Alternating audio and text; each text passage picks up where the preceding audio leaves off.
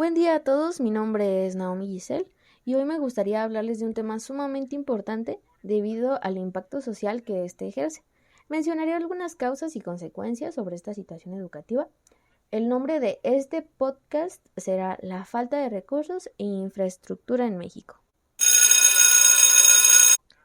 Uno de los principales problemas del sistema educativo mexicano es que no garantiza la educación a la mayor parte de los ciudadanos.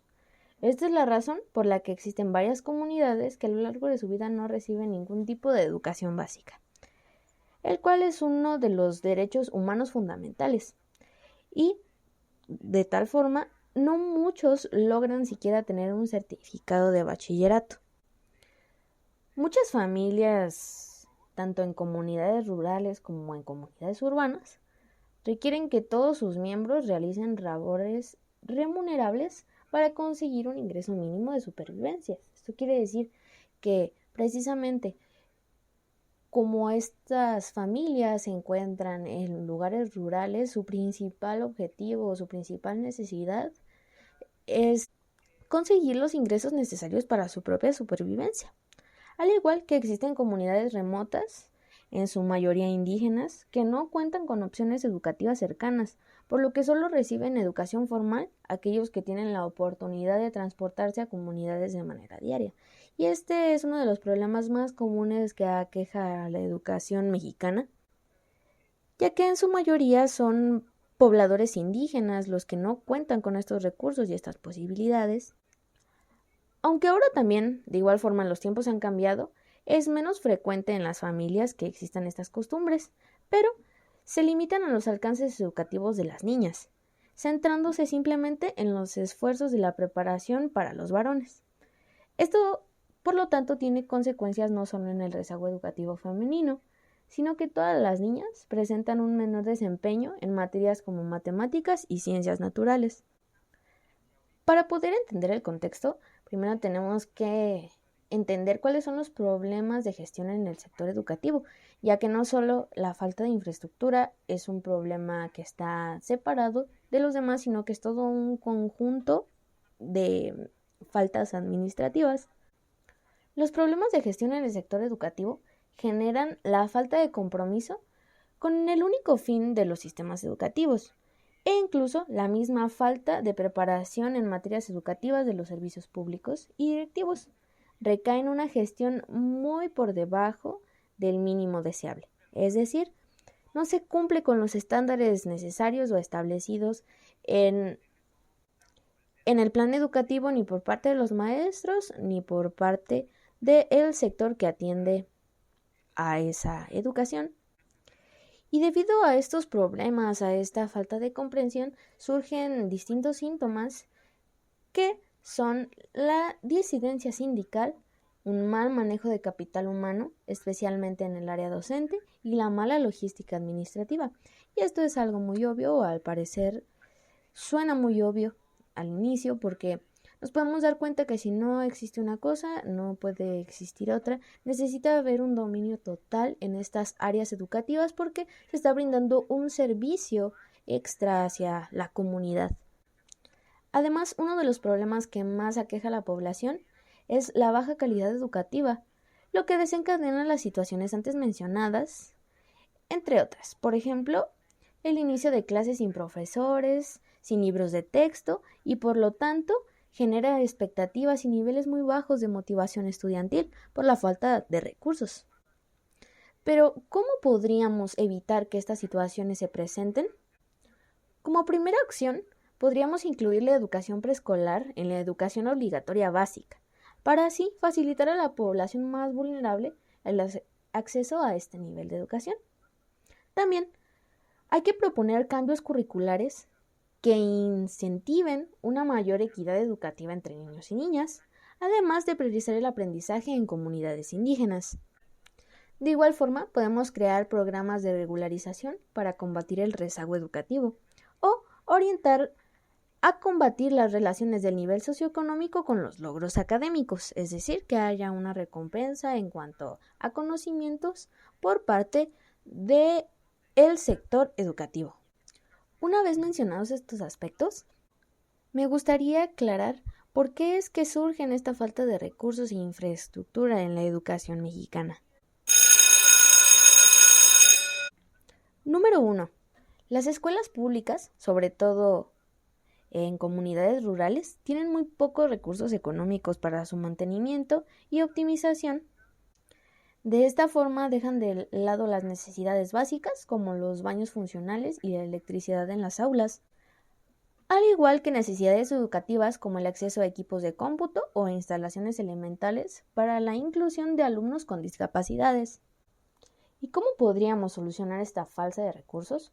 Bueno, me gustaría mencionar una posible solución, la cual plantea una planeación financiera por parte de los servicios públicos que incluyan no solo los salarios y los insumos, sino las necesidades de infraestructura básicas para poder garantizar instalaciones cómodas y una educación mucho más integral. La educación es un factor de cambio determinante para el desarrollo de cualquier país. Por esto, es de suma importancia que exista un compromiso generalizado hacia su mejora. Y de esta forma, aunque se haya establecido en el monto del Producto Interno Bruto que asigna a la educación y se ha ido incrementando el presupuesto para acercarse a esa norma, los datos demuestran que los recursos no son suficientes. A nivel macroeconómico, el presupuesto público proviene fundamentalmente de la Federación y se destina en más de 90% al pago de salarios. A escala de las escuelas, los propuestos de operación cotidiana se basan en la aportación de los padres de familia e incluso de los propios maestros. Las muy escasas partidas presupuestales disponibles para operar en las escuelas están plagadas de restricciones y de ineficiencias administrativas. Es prácticamente nula la autonomía de los directores para resolver gestos tan elementales como la descompostura de una computadora o la computadora de materiales básicos. Al mismo tiempo, la responsabilidad que se exige a los directores sobre los bienes de la escuela resulta paralizante. Y en consecuencia, la insuficiencia de los recursos se observa no solamente en la magnitud de las partidas presupuestales, sino en varias de las medidas tomadas, entre ellas el incremento de las oportunidades de secundaria y media superior, el cual se ha basado en las opciones a distancia, telesecundaria, video y video bachillerato. Estas opciones, si bien resultan mucho más económicas en cuanto al gasto principal, que es el de la nómina, esto no se ha visto compensado con gastos necesarios para mejorar los materiales pedagógicos, de operaciones y los apoyos externos que requieren las modalidades a distancia, la cual se refleja en los resultados todavía más deficitarios de los estudiantes de estas modalidades en las pruebas del rendimiento. Esto quiere decir que precisamente, aunque se buscó una solución, no existe como tal una remuneración para que se cumpla de acuerdo a lo establecido este tipo de enseñanza. Otro dato importante que me gustaría recalcar se refiere a la obtención y administración de los recursos públicos para la educación. En ningún momento se esperó una descentralización educativa y mucho menos se ha planteado una descentralización fiscal, lo cual el gobierno federal sigue siendo el gran recaudador de los impuestos nacionales, y en lo que propone su distribución a los estados de la República. Uno de los problemas más serios derivados de este manejo de los recursos ha sido la imposibilidad de asegurar que los estados dediquen los recursos a los rumbos aprobados y que rindan cuentas del ejercicio realizado.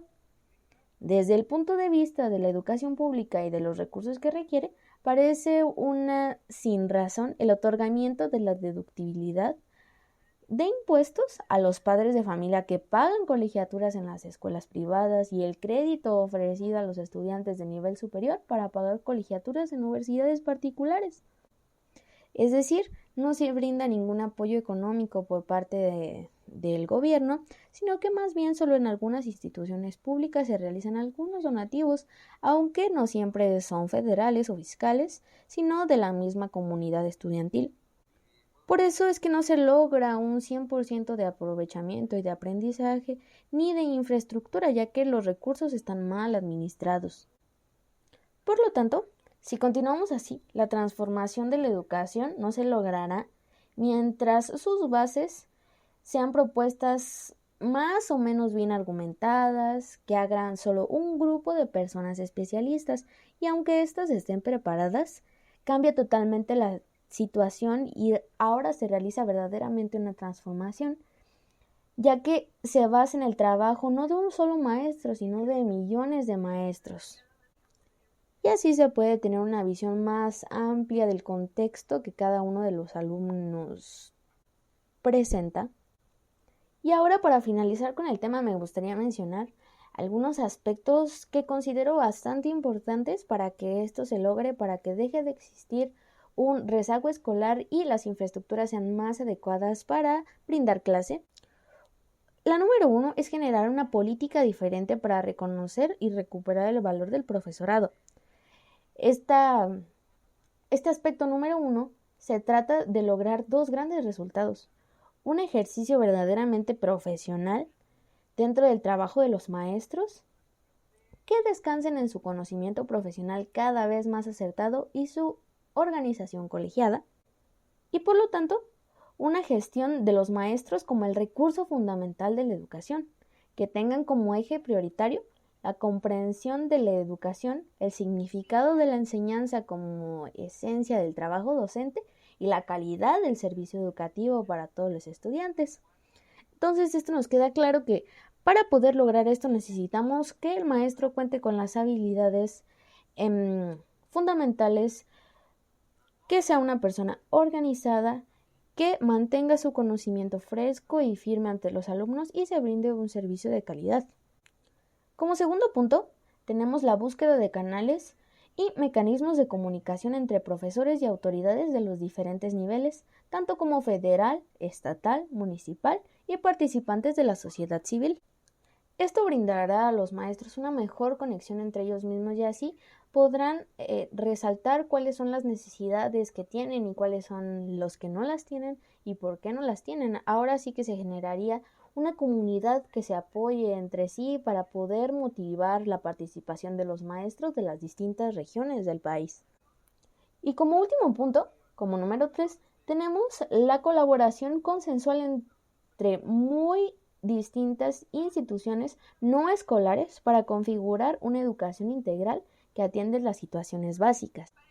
Es decir, realizar actividades como el deporte, como el arte, como los aspectos culturales, unificar a todas las escuelas, aunque no sean de las mismas entidades, sino para verdaderamente generar una conciencia, un conocimiento, un trabajo grupal entre maestros y alumnado, y así poder tener una visión periférica más amplia de lo que podemos y no podemos hacer, la cual tiene la finalidad de que todos los niños y jóvenes tengan la oportunidad de recibir estas 3 o 4 horas semanales de educación en los primeros 3 ámbitos señalados.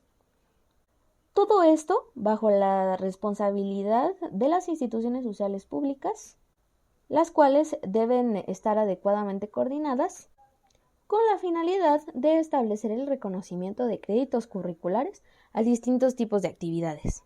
Esto sería todo por mi parte. Mi nombre es Naomi. Me gustó mucho hablar de este tema. Espero que le haya gustado mi podcast y nos vemos el siguiente semestre. Adiós.